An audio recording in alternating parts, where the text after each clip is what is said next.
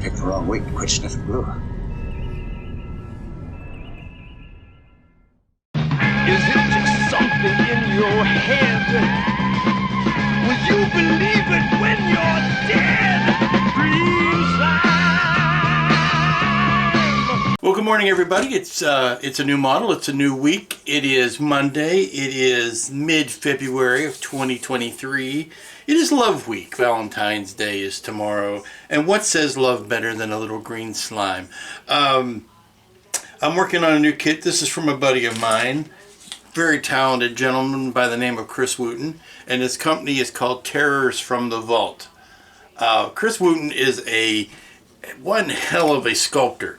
Physically, I've seen him physically sculpt clay and like that turn it into just marvelous work. And he's recently been into 3D realm. He's sculpting online, sculpting in a computer and turning out kits.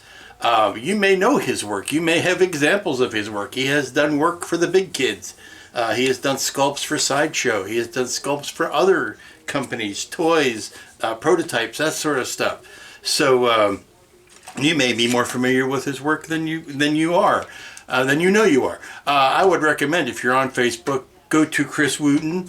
Chris Wooten Sculptures is the full, but you could do a search for Chris Wooten. It'll come up. He's based out of Charlotte. But he's in our model club. He used to live here in Raleigh. He moved to Charlotte. He's in our model group, so I know the guy, and heck of a nice guy. But he has, in the last few years, made some models on his own, where he's actually taken it from sculpting into the 3D, into the production, and actually produced kits based on his own sculptures. So I always like to showcase local talent when I find it. Again, Chris Wooten Sculptures, Terrors from the Vault. And what he does, and what this kit is in particular, is there was a movie years ago called The Green Slime. It was basically Aliens before Aliens was made. It was, well, now I have to go check the year. I'm going to get somebody, well, actually, they were filmed at the same, I don't care. It's the same plot, but it's basically little guys in rubber suits waving tentacles. Looked a bit dopey, looked a bit sappy, but I remember when it came out, seeing it at the time, and it threw the shivers up the back. It wasn't something I saw in a theater. I saw it on a Saturday afternoon monster movie type of thing.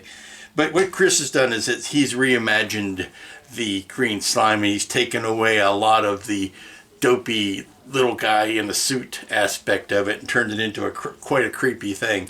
Now, I'm going to show you the parts here. We're going to do meet the parts, but this is a resin kit made from his original sculpt. And again, I highly recommend searching him out if you're interested in picking up a copy of this kit. And here are the parts. Now, you might be forgiven. You might be forgiven. Oh, first of all, let's get these out of the way. That's something else. You might be forgiven to thinking, well, there's a big eye. It's got two legs. If I put two hands, I bet you I can make this is not H.R. Giger's version of a minion. No, this is not Giger's The Minions. This is the green slime creature. And if you thought painting one eye was going to be a problem, these are all eyes. All eyes are on you, my friend. These are all eyes. So that's going to be some fun. But this is a wonderful kit. Like I said, completely designed by Chris and sculpted and then produced as a 3D printed kit. And as a 3D printed kit, we're going to be spending today getting it ready for painting. And you may notice it's riddled with holes. These holes are not these holes are intentional, but they're not meant to be in the actual finished kit. These are drain holes. Anybody who prints knows what a drain hole is. You print something, it's hollow, you need a way to drain the resin out. But this is what the main tentacles look like. That's the weird thing. The way this kit is, these tentacles come up at an angle like this, and I got to make sure I've got them in the right side. I don't think that I do. I think they go like this. They are keyed, and very nicely keyed. They are very tight. The joints on this are very tight. But that's basically the main two tentacles. And then there are the two, obviously, two arms and two smaller tentacles to go right up front. And they all kind of look like ram horns. They come up and then again, they are keyed to fit. No, that goes, there we go, there we go. They're keyed to fit in a certain way. So, and he did his lovely base with the rotted out astronaut head with a visor if you wanted to cover it up.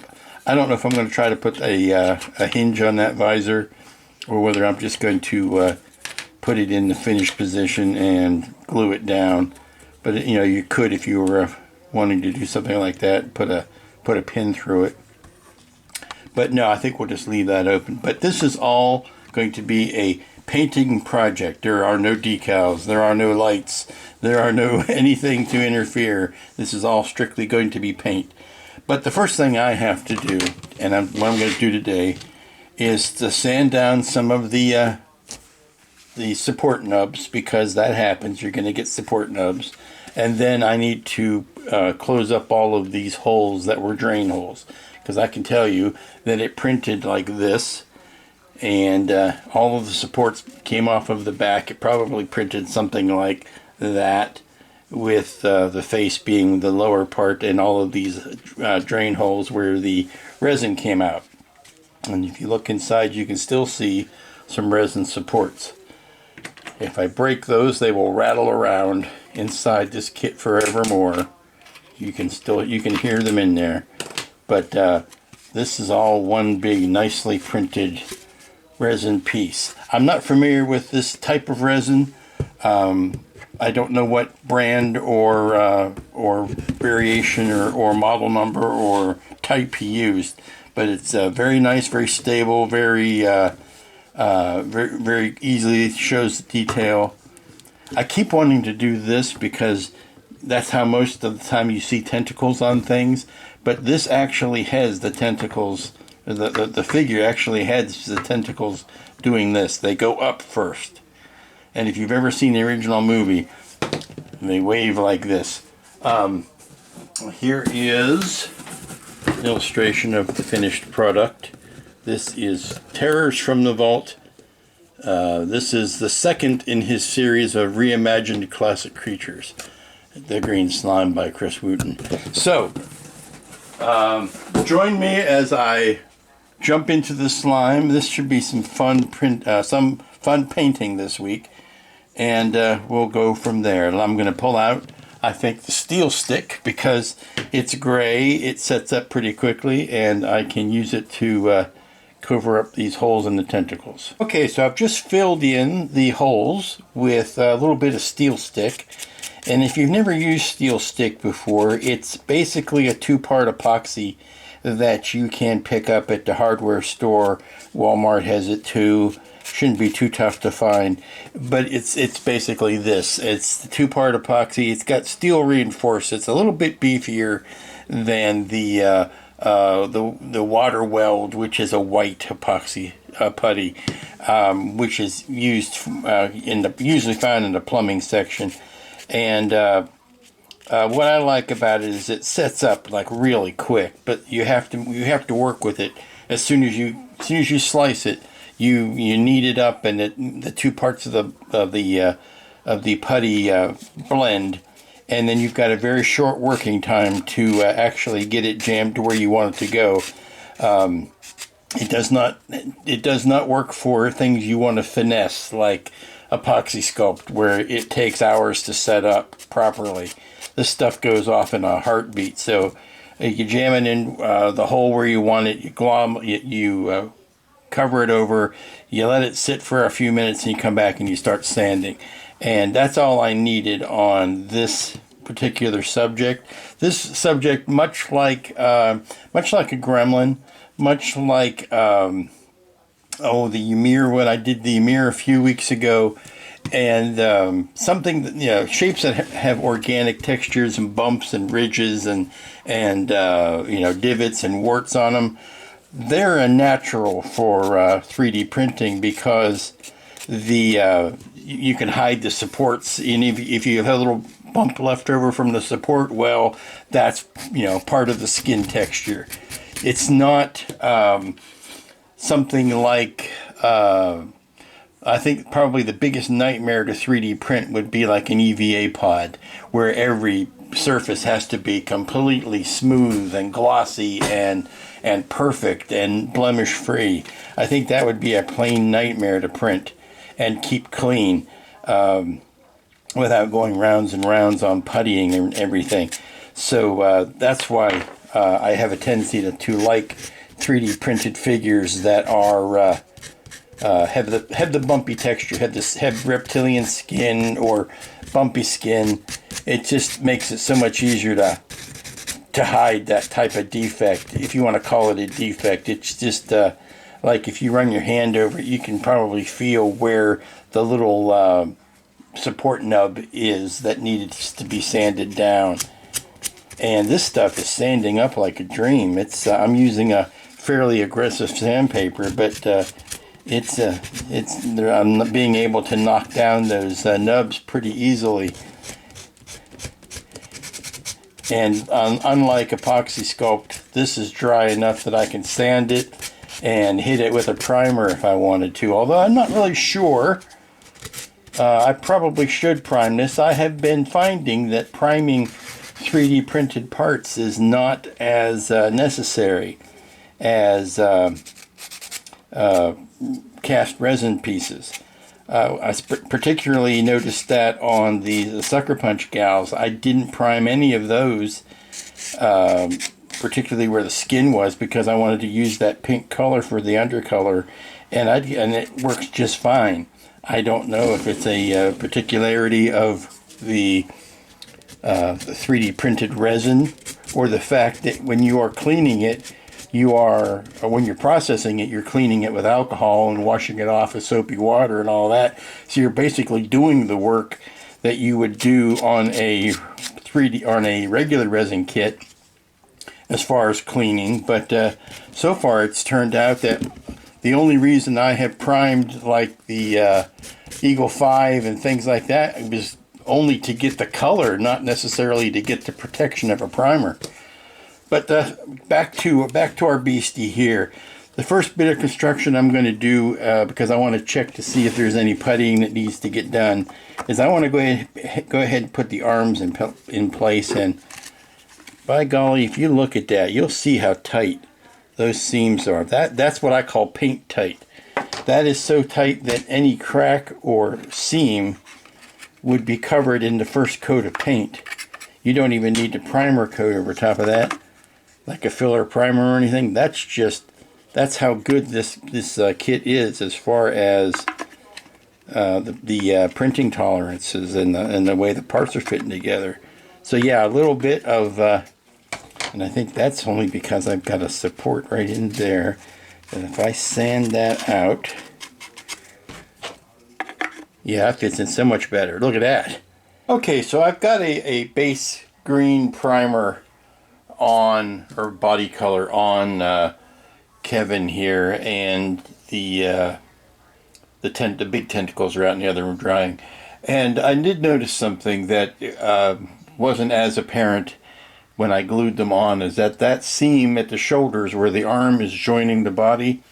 It's a lot more noticeable now that I've got paint on it than it was when it was just the raw resin. So I think what's going to happen is I am going to let this dry, obviously, and then before I turn in this evening, I'm just going to take some epoxy sculpt and I'm going to cover up that seam around both arms there and let that be curing overnight. Then I'll come back in the morning and start with a fresh eye on that. But it really wasn't that noticeable until I put some paint on it. But that's why you put paint on things. I mean, that's why you put your primer on. You notice things like that. Good morning, everybody. It's Tuesday, and painting continues. Now, I've been busying myself with other things while I'm waiting for the tentacles to dry. You can see I've got these painted the base coat green, which is an olive green, which is only appropriate since the more I learned about this production, the more I find out it was basically an Italian production with a Japanese crew and Western or English American / Western cast, with the exception of the lovely Luciana Paluzzi, who was the dame they were both fighting over. And when you got Richard Jekyll in it, you've got some high quality fighting. So I've got the base color of brown, which I'm going to go with reddish brown on the base to simulate the asteroid where they find the titular green slime and inadvertently bring it back aboard. I've got the olive satin olive on the main Kevin, the main guy there, and the tentacles. But while this is going on, you may have noticed I've got the Spaceballs figures from last week that I have been finishing up, along with my Schwartz ring, which will also go on the base. I'm very happy with how Barf's turned out. Very happy with that.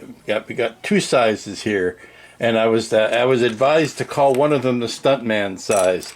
But we have two sizes. One size for the exterior. These will stand on the base. And then one size that's about 85% of that, and they will go actually in the these guys will actually go in the camper inside the Winnebago, and these will stand outside on the base. Alrighty, I'm out here in the living room on the big screen, and I pulled up the film to get a color reference for the base. And as you can see, well, there's just every color under the sun in here, but it's mostly reds, bright reds, a little bit of yellows and oranges, some spots of bright green, which is obviously where the slime comes in. The water, or the river there, seems to be a clear, just like a red, like a clear water, red like the rest of it. It doesn't seem to be a different color, but I think I want to make it the green, slimy color. But yeah, it's pretty much all over the map there, but with like little bits of vegetation, some dry brushing in here, but mostly heightened reds and oranges. Here you can tell obviously that the helmets and everything are your typical whites and grays with some silver accents. The top visor there is a smoked black.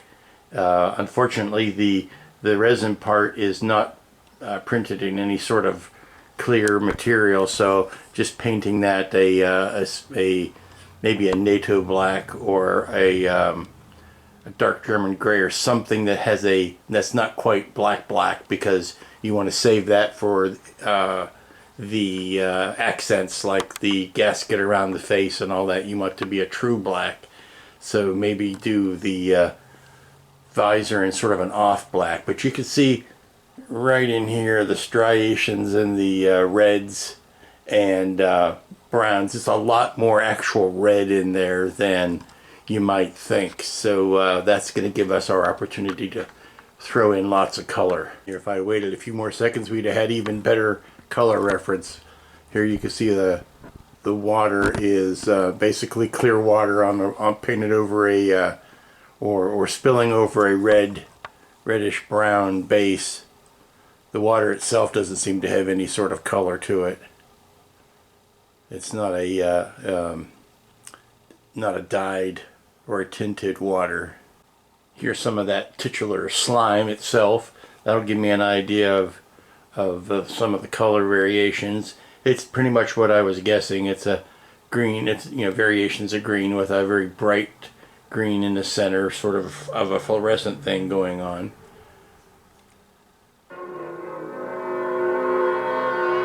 Oh, you silly scientist. If you've only left good enough alone, you could have avoided all of this trouble. And here's our first good look at the beastie in as it attacks the sick bay. And all I have to say is, hello, nurse.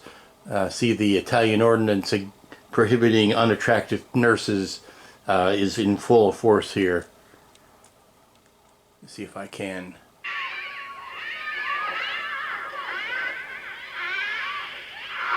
Yes, we're only allowed to have the pretty nurses here.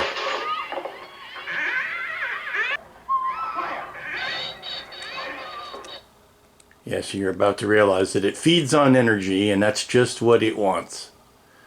Okay, so you see we got right underneath all the eyes, which on this kit, or on this figure, for some reason, the big eye is red, but all the little ones are white with black pupils. It's like those are more stereotypical eyes.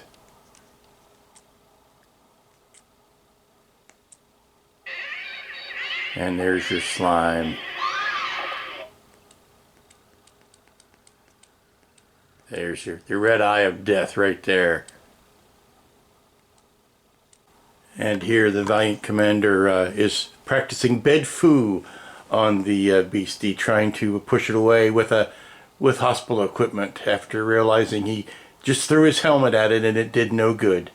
But this is giving me a good basis for the general overall look of this walking pickle. It's got two big arms hang down either side, but it doesn't seem to use them very much. Its main weapons of attack are the two big tentacles at the front. I don't know why they call them tentacles when there's only 6 of them, but that's an old joke, and I'm sorry you had to hear it. But this is going to give me the probably all I need to know for the paint scheme of this wee beastie, so I'm going to spare myself from having to watch the whole thing again. Alright, so I'm starting to lay in the red color on this, on the dirt, on the base of the sand here, of the ground of the thing, of the asteroid, of Flora. And I'm using the fact that this is not hyper-real to celebrate the fact that we're using these really garish colors. Now, most times when I'm modeling something or you know, painting a base that has some basis in reality, you're striving for natural colors and you want things to look right and proper and all of that. And this, because the set was so outlandishly colored, this gives me great liberty to use some of the brighter colors, stretch the definitions a little bit, plus you still have the added benefit of still being screen accurate. It is just the fact that it's a screen accurate color that is way off of the mark from what you would normally consider a realistic ground color. It is this bright red. So we're going to have fun with it. We're going to put in the highlights and the recesses and all that, but we're starting from a place of unreality. And now I've seen different dates on this that say 68 or 69. I'm going to go with 69. But a late 1960s color aesthetic. And just use that as a wonderful excuse to, you know, trot out some of these bright paint colors. Something that you don't always get to do if you spend your life painting starships or more realistic dinosaurs or creatures that have more of a basis in the grounded reality. So I'm enjoying going with some of these outlandish colors, and we'll see how it goes from there. Alrighty, I've just laid in the first contrasting shadow coat on Kevin here, and I put it into places you would expect, underneath the eye here, and in the folds, and on the undersides of the arms, that sort of thing. And I did the in between the segments on all of the tentacles, or the sixticles. Since there's not 10 of them, I'm going to keep making that joke, I'm sorry. And that's a good place to leave it to dry for a while. We'll come back, and then I will probably do a highlighting coat, and then we'll start working in the midtones. Good morning, everybody. It's Wednesday, Shank of the Week to you, and I am continuing work on the green slime figure, Kevin, as I'm calling him. But I'm also taking a little bit of time to rectify some stuff from the last build, which is the which was the Eagle 5. And I'm taking a minute or two to finish up the figures, and also to make, from what was a very good suggestion, I'm going to make a cover for the battery that can be used to simulate the bathroom door or whatever, but something that covers up the ugliness of that battery. And I've got a coat of the nice base beige on it, and I'm going to give that a few more minutes to dry, and then I'm going to put a satin coat on it. And then the only thing I have to do left is to decide whether I'm going to put a poster or any sort of gack over top of it to camouflage it a bit. It does fit nicely into that compartment and wraps around the battery. See if I have another. I used a spare battery to get my measurements. So if the battery is sitting in like this, it basically does like that, and covers over. I can't cover over the top, and I do need to be able to remove it because the battery has to be changed like a naughty baby every once in a while. So I have to make this mobile. So we're letting that dry. Finishing up the work on Barf here, and I think he's turned out quite nicely. If I can get him in focus there. Here's Lone Star, but I'm convinced that Keith, I got Kevin on the mind. Keith, I'm convinced all you did was slightly alter your Malcolm Reynolds figure. Okay, kids, something a little bit different. I present to you my base for the Eagle 5, with apologies to no one for how big or what it's made out of, Elliot. We have the larger sized characters. I still have room for a couple of suitcases here, which I need to glue down. And up front we have a stand for my ring of the Schwartz. That goes back on there. And I just need to figure out whether I want to glue that down there or up here. I kind of like it up here. I have to make sure it doesn't hit the back tire there, though. So that's what might make me put it down there instead. So let me go get the Eagle 5 and rest it on the base. Okay, I realize this looks like I'm stalling on the green slime character, and half of me is because tonight is our modeling group meeting, and I am going to be going over there to look for some specialized paints for him. So I don't want to get too much further down the road, but also finishing up the base, and I think I'm going to move the suitcases up to here. I think that gives me a nice pop of color up front here. Is that I'm taking another second critical look at some things. I fixed this area back in here, at least fixed it more. It's better than it was. And I've got the wall in around the battery. But I'm also taking a second thought over the, not all of the curtains, but the curtains up front, because my initial problem was I didn't want to cover up so much of the back, but with the ceiling removable, that's no longer an issue. So I think I'm going to glue those in place and just give the impression of the curtains on the front window, on the front bulkhead. I don't know whether I'm going to put any back here or not, and I still don't think I'm going to put any over the side windows. But I think just that little bit will dress up that front bulkhead wall. So we're taking care of that now. And then we will get back to our creature build already in progress. Return to our creature build already in progress. I just put on the green slime color itself. This is Kiwi Pearl Lime. This is the paint that was born to do this. This was the project, or the paint I had in mind for this project, and I can't think of a better one for it. Just put a coat on top of that, and it's hitting the high spots and receding into the crevices, and we're getting a nice multicolored in on top of the olive paint, and it's looking real good. Now I'm going to be coming back into here where it says the green slime, and I'll probably be bringing that out with either a bright yellow or a white, and then maybe put some darker shades in some of these folds in the slime. But that's exactly what I was hoping for, and I just just finished putting some hull red on these mountains, and I need to bring the red up and that, so I'll be doing a dry brushing over top of that. But we're starting to lay in the major colors now, and we'll see how good Kevin looks up against it. Now see, that's what I was hoping for, is the contrast between his feet and the slime itself. I don't want him to be this color. He should be more of a muted green, maybe some iridescence in here with a purple or blue, but not any of the same slime color. Okay, I've just done my first round of my favorite thing, which is dry brushing. I don't know why, I just do. I like dry brushing probably more than any other type of painting.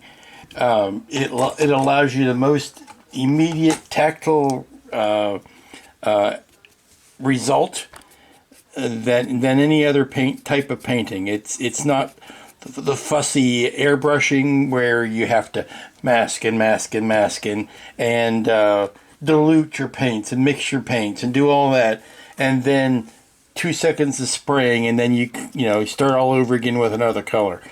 Dry brushing allows you to go in and pretend this is your canvas, and you are throwing paint on it however you want to. And I'm using, honest to God, artist paint. Just plain old acrylic in the tube paint. Because of what I want is a bright red that matches the red that was on the set for the surface of Flora here. Now, it all helps if you have a really great sculpt, which this also is a really great sculpt, because dry brushing is most effective when you have some lovely raised details to catch the paint, so to speak. And you don't have to worry about, is your paint too weak? Is it too diluted? Because if it is, you just wipe it off on the brush, or you put it on the brush and then you dab a little bit on your paper towel, and so you don't have too much on your brush, and you don't have to worry about overexposing. But this is allowing me just to go in and pull out details from areas and do some highlighting. And like I say, it's my favorite type, because a lot of times you don't. If you're doing washes, which is, I would have to say, probably my second favorite type, a wash is more chaotic because you don't always have control over where the paint is going to run. If you are doing a wash and it's a very sloppy mix and it just rolls all over the place, I mean, sometimes you can embrace the chaos, but a lot of times you want to control where your paint is going, and you can do that best with a dry brushing. Better than you can with an airbrush, better than you can with a wash, because you're putting it on right where you want it. And if it's too much or too little, you add or subtract. I really like what's going on right here. That is giving me just the amount of highlights and shadows that I was looking for. And if you want to let it dry and come back and hit it another time, you certainly can. That's, like I said, that's the glory of it. But it all helps if you have a great sculpt to start with. And again, what I said yesterday still holds true. This set, the set of Flora that's in the movie, is so cartoonishly colored that you are not really concerning yourself too much with, oh, this isn't a realistic color. This isn't how, a rock would be colored. No, you are trying to simulate this garishly painted surface. So you do that by garishly painting your surface. Good morning, everybody. It's Thursday, the gateway to the weekend, and we've got the patient on the table. We are starting to lay in some colors on Kevin here, and the first thing I wanted to do was to put in this iridescent coating, Now, the costumes, the suits, the creature suits in the movie, very bland, very boring, very dull. They were relying more on quick cuts and sound effects, I think, to impart the sense of dread. So when he's standing here by himself, he needs to be a little flashier than what was allowed in the budget. So I wanted to do this nice little green iridescent just on his trousers, if you will, or whatever those dangly bits are. I'm starting to lay in some highlights and some shadows on the skin texture.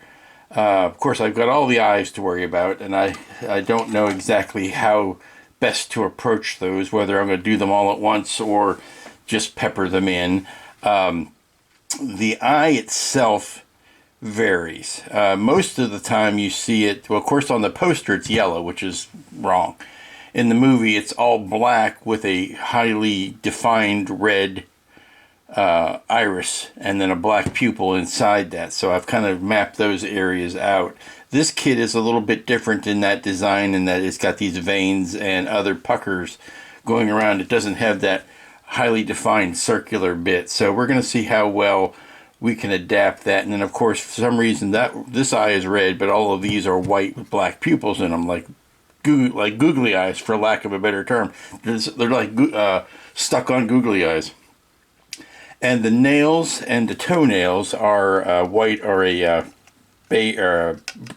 tan. They're a toenail color, like you would typically see on a gremlin or a dinosaur or something like that, which really makes no sense in, biology, because why would your nail, unless you paint it, be a different color than the skin underneath it? So we're not going to be doing bright nails, but we're going to do something with them. I don't know exactly whether it's just going to be a matter of changing the finish on them, maybe putting a semi-gloss on it. I don't know. Maybe he'll polish his nails. Maybe he'll have a nice, French tips on his nails. I don't know. But then, of course, the big ticket item here is all of the tentacles. And like this one goes here, I believe.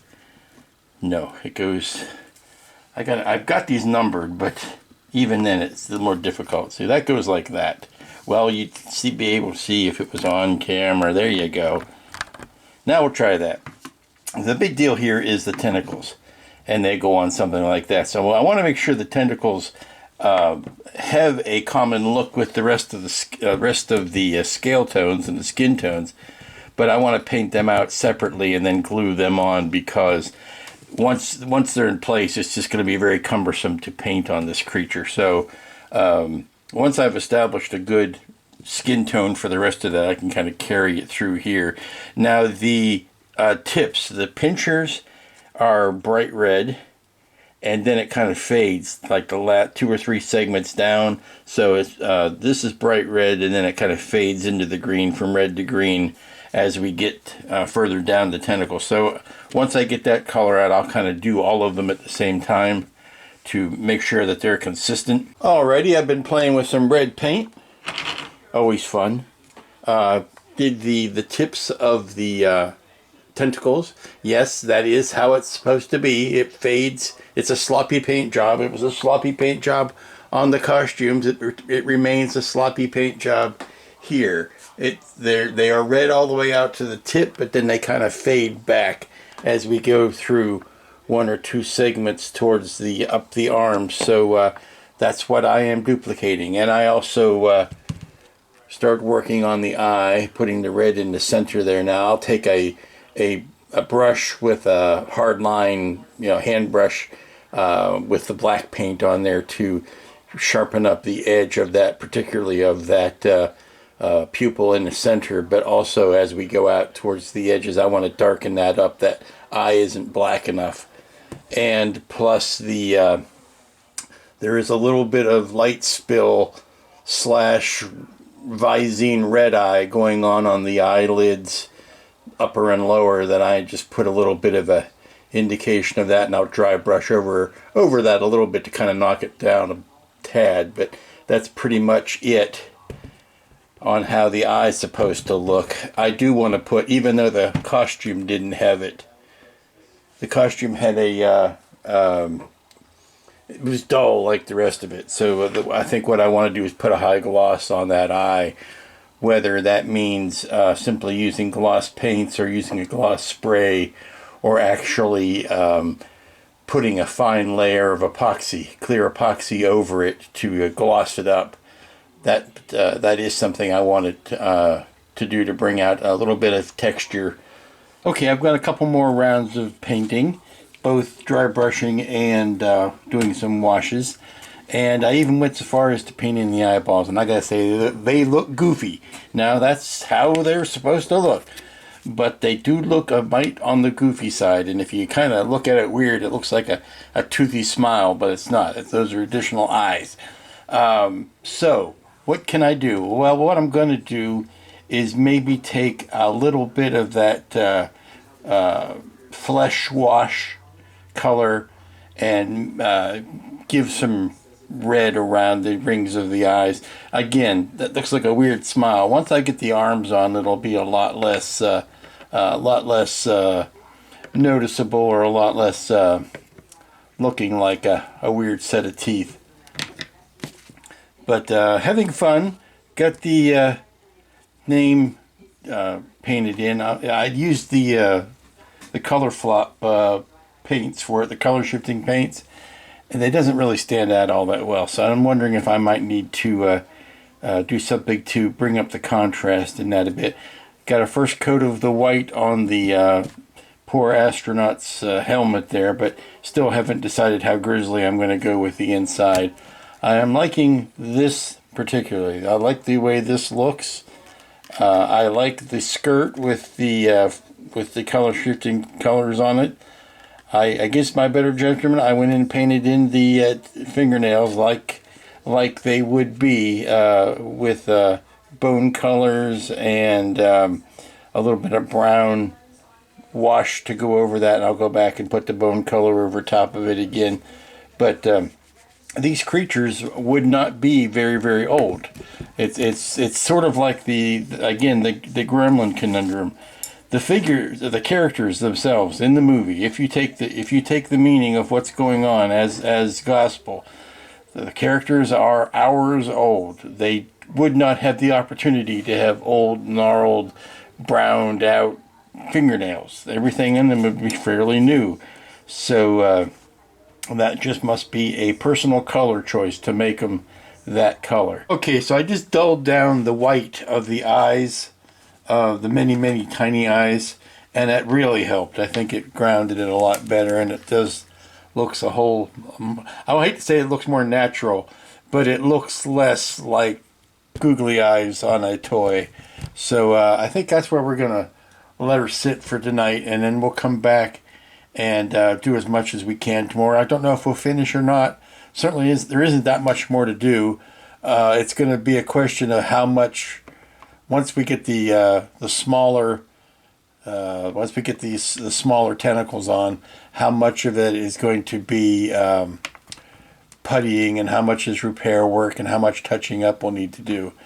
And that will tell us what we need to know for the rest. The head in the spacesuit is gonna be a area of special interest. So we're gonna see how much time that will take. Something like that. I think it goes like this instead. But it will sit back like that. Okay, lovely. Morning, everybody. It's Friday. It's the last work day of the week. Now, I honestly don't know if this will be the last day on the green slime. There's not that much more to do, but of course, at this stage, anything can go awry. I've got the first two tentacles on. I've started the great tentacling. The first two are on, and that's the only way to do this, is to do it in pairs, because they're symmetrical. So you kind of want to see both of them on at the same time and kind of gauge them against each other. And you definitely need to work from the smallest to the largest, particularly because this guy would be very hard to get in amongst this guy. I mean, there's just so much stuff that's fighting to be on top. Also, I've been working this morning on our poor gruesome astronaut, and the problem with that is, or the The issue with him is that he's gruesome and gory, and I use the melted Nazis from Raiders of the Lost Ark as my reference or as my inspiration. But he ends up being a lot of the same colors as the background, so he doesn't stand out that much. I'm going to put a little bit of, just the littlest touch of white, even though, you know, skeletons aren't white until they've been bleached or they've been, you know, dried out for years upon years. And this is a fairly recent victim, so he would still be soupy and gory. But I do want to touch just a little bit of white maybe on his teeth and bridge of his nose, just the highest of highlights. I have to gunk up the helmet. There should be some slime and some, well, there should be some slime on it. But that has not been done yet. And there's also a microphone piece that has to be glued in that goes around the front. But since something like that would be impossible to paint behind, I wait till I'm painted behind in there before I add that. So I need to dirty up the helmet a bit, and then that'll be that. But I'm more than happy with the base. There's some work to be done on his nails yet, and I've got a beige slash heavy skin tone color on that. But I think what needs to happen is once I spray a sepia wash over that will dirty them down the way I want them to be dirtied. Alright, so I've just glued in the back set of tentacles into Pickle Rick, and that is unfortunately causing him to be a little less sturdy on his pins. He was very well balanced before I start putting the tentacles on, so that means I need to hurry up and put the front ones on to rebalance him. I am completely amazed by how well these parts are keyed together. This is something that you don't always see in a 3D printed kit with tight keying like this. Sometimes they will be a little bit sloppy, and you have to sand them down and make them fit. But these are superb. So what I want to do before I put the big ones in is I need to do a little bit of color blending just at the joints, because, you know, as much as you try, you can think you're going to match everything, and then once you actually put the two parts together, you realize that you are a little bit off. Okay, we're moments away from the big tentacling. The big attachment de tentacale. Let me see, I got to make sure these go on right. I'm always wanting to put them on sloping down when they should be up like ram's horns. They should be up like that. I've been always wanting to do this like an octopus for some reason. No, they go like this. So the last big thing to do is to go ahead and put these guys on, and it's really going to change the look of our friend here once you put those on. Oh boy. Okay, everything around them has been done. They are ready to go.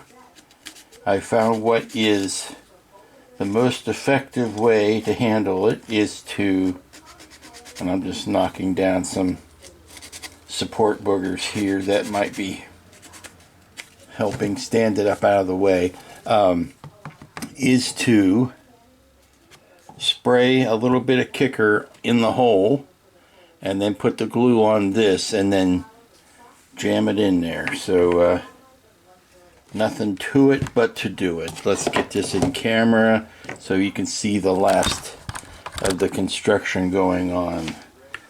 Let me see that. Let me check the fit one last time before the point of no return.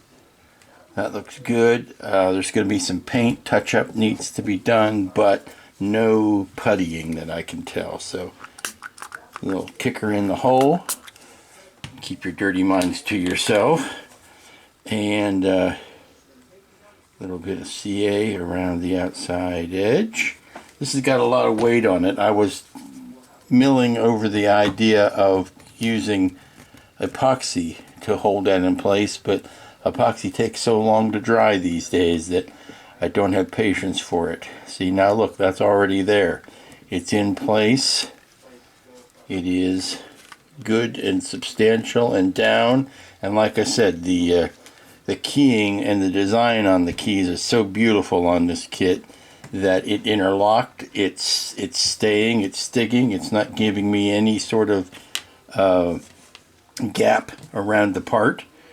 Like I said, I do have to do some paint blending, but that is no small price to pay when it comes to doing something like this, where you might, on a worse kit, you might have to go in and putty a bunch of stuff. So let me go ahead and do the same on that hole, and we'll do the gluing, just a little quick bead of glue around the edge, some on the key itself. Right side up. Let's see, it's got a notch here, so I know that it goes in the notched hole that matches it. And hold it in there for a few seconds. Let the glue activate, or the CA activate. There. He is in place, and again, just a little bit of paint matching. Not even touch-up. Touch-up means there's a gap, or there is a ding or something, and it's not really that. It's just matching. I'm blending in matching the greens so that you don't have a stark contrast in the greens between the two parts. Just making a more gentle blend. But there you go. See, now he's way forward clumsy. He is off level forward. But luckily, we've got a base for him to lock into. Come on, get your feet in place. There we go. And you lock him into the base. He's a wide little guy, I'll give you that. He's taking up space laterally. I don't know where we're going to find room for him, but that we're going to have to do. Okay, so I've slimed up the astronaut a bit. His helmet has got some green spores on it, and I've glued in the microphone mouthpiece there. I need to touch that with a bit of gray / silver paint to bring out the detail on that, but that's the final bit of construction. Let's bring that up to his mouth a bit. I did whiten his teeth just a tiny bit because, who's to say the guy ever had veneers or something. And the arms are on. I did take took the mask off of the eye. I think that little yellow ring really helps now. Until I put the clear coat on, I'm not going to know whether I need to paint in a highlight. I think there's enough eye mass there that a clear coat will bring in natural highlights. You can see them here. But I don't think I need to paint on an additional highlight. We'll see. But yeah, everything with Pickle Rick is looking good.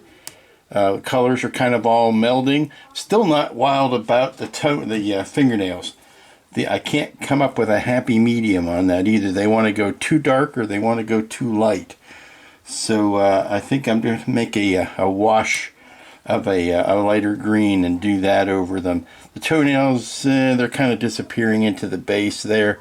But these fingernails are kind of bugging me. Now, it's true that in the movie they didn't use their arms all that much because you can see where the actors in the suits were using, primarily they had their arms in these front tentacles and they were making the motion with that. And the arms just kind of hung limp down by their sides. But so there wasn't a lot of attention paid to them. But I want to make sure that the arms are given their due. So I just need to do one more pass of dry brushing over top of those nails, and then we'll be ready for the clear coat. Well, the sun is back out, and birds are singing. Children are playing in the streets. I've given what I'm used to call Kevin. I've given Pickle Rick here a nice satin coating. I included the base. I think there's a couple of things I'd still like to try, and they involve the base. I'm going to sit him back.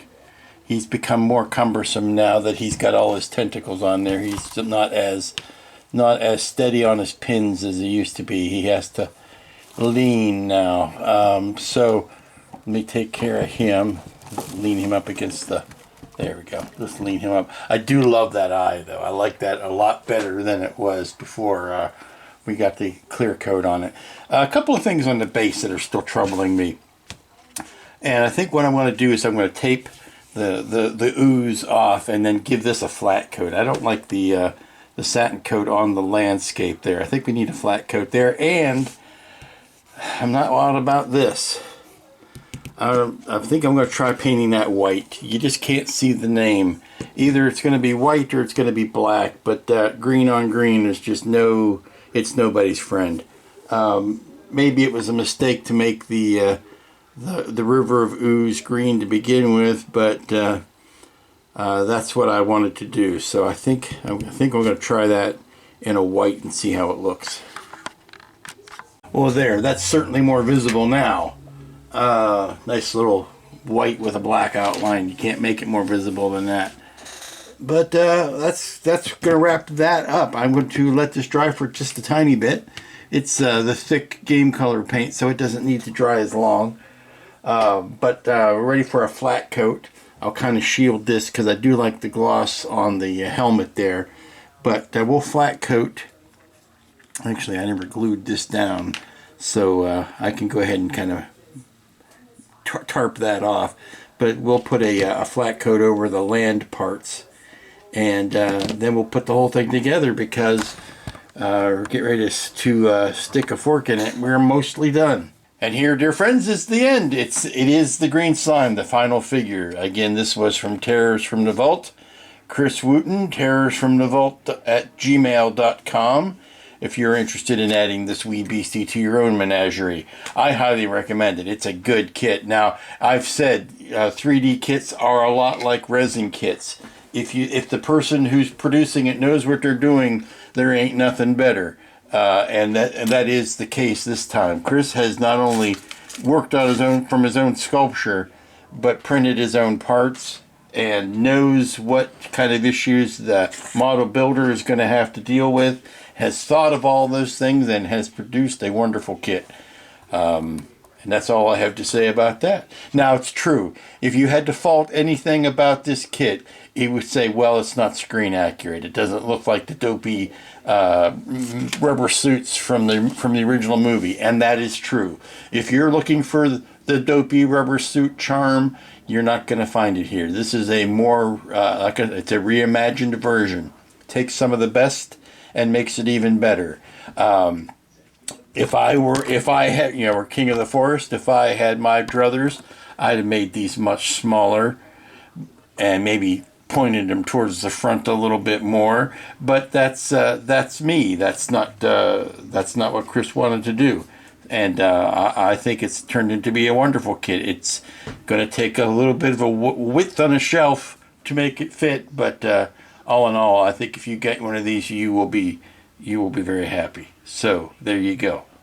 And that was it. That was our creature feature for the week. I always like to intersperse these in between the longer, more involved builds. I hate to say that this wasn't involved, but wasn't a multi-week thing with a bunch of decals and a bunch of lights. I like popping a creature in every once in a while because it exercises a different set of muscles than when you're doing starships. So until next week, when I honestly don't know what it is I'll be building. I know I say that every week, but every week I find something to do. So we'll find out together. Y'all be good, be safe, be smart, don't step in any green slime, and we'll see you here next week.